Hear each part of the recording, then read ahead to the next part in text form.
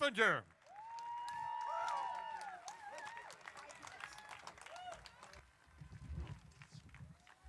I want to thank everybody here today for coming here.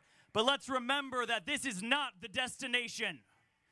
This is just the first step. So who here is ready to go home and organize at home?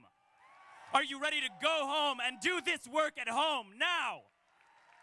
And if you're ready to join Equality Across America, I want everyone here to take out their cell phone because we're going to do something right now.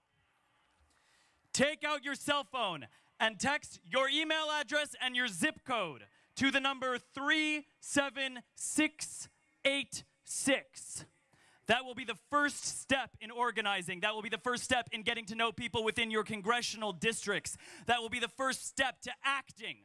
Take out your cell phone and text your email address and your zip code to 37686.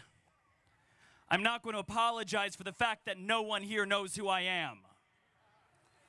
I am no one of note. I am not a seasoned speaker. I have no published pieces of work or even a college degree. I have no health insurance. I'm in debt. And I know very, very, very little about politics. So what am I doing here? We are, all of us, an unrepresented motley crew of underdogs who have gathered in struggle from every class, race, religion, sexual orientation, gender identity, and background to say that we are done with waiting. And while there is a certain pace to change that we are told we must abide by, our children are on the streets. Our lovers are in their early graves, and our families are in hospital beds all by themselves, and they don't have time to wait for politics. Today we have heard and will continue to hear the lessons and words of leaders and heroes, and in their shadow I humbly wonder, what can I do? How can I help? Our next speaker is someone who has taught me the power of the underdog. You see, he comes from the Isle of Misfit Toys himself, and his lessons are passed down from Harvey Milk and from his work on the Names Project AIDS Memorial Quilt and other efforts in struggle, and they have taught me that despite of who we are or who we are not, we have the power to dream, we have the power to organize, and we have the power to change.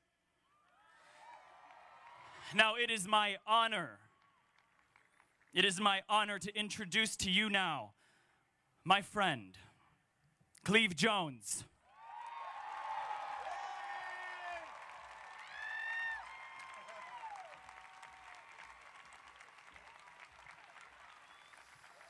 There were some who doubted if you would show up or not. I was never among them.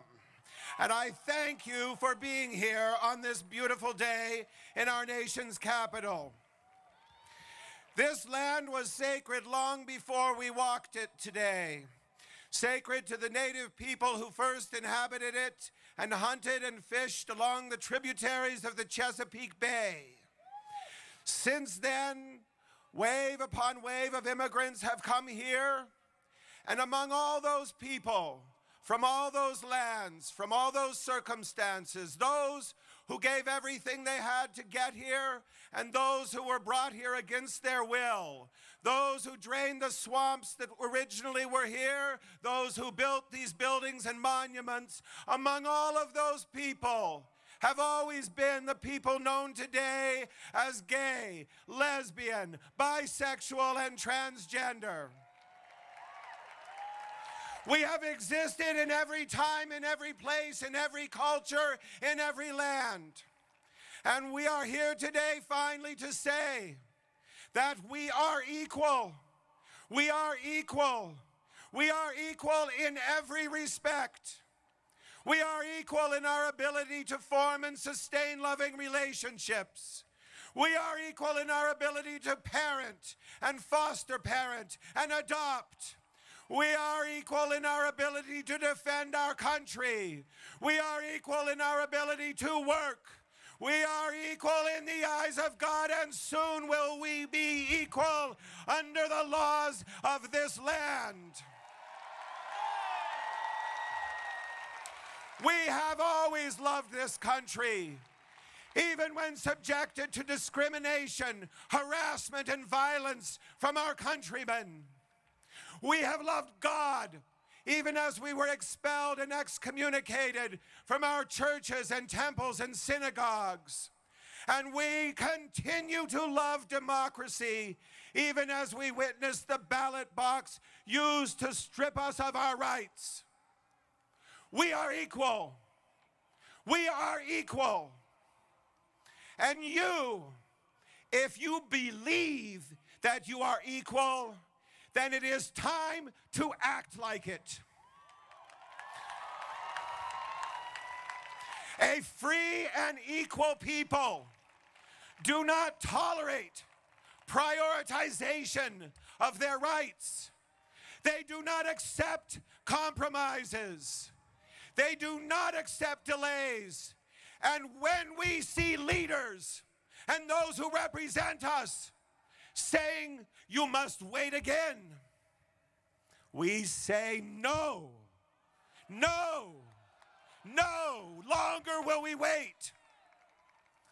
You heard our president give a beautiful speech. He delivered it well, but he did not answer the question when. And there are those who say that we must wait for our president and give him some time because we've got wars and we've got an economy in a tailspin. But we remember 8 years of peace and prosperity under another Democrat, a man named Bill Clinton, who went to our parties, who took our checks, who wrote flowery proclamations and gave some of us some great jobs. And what did we get out of that? We got Don't Ask, Don't Tell and the Defense of Marriage Act. We say no more, no more, no more.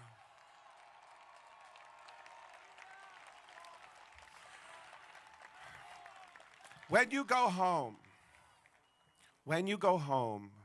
you must promise us that you will go home and do the work that is necessary.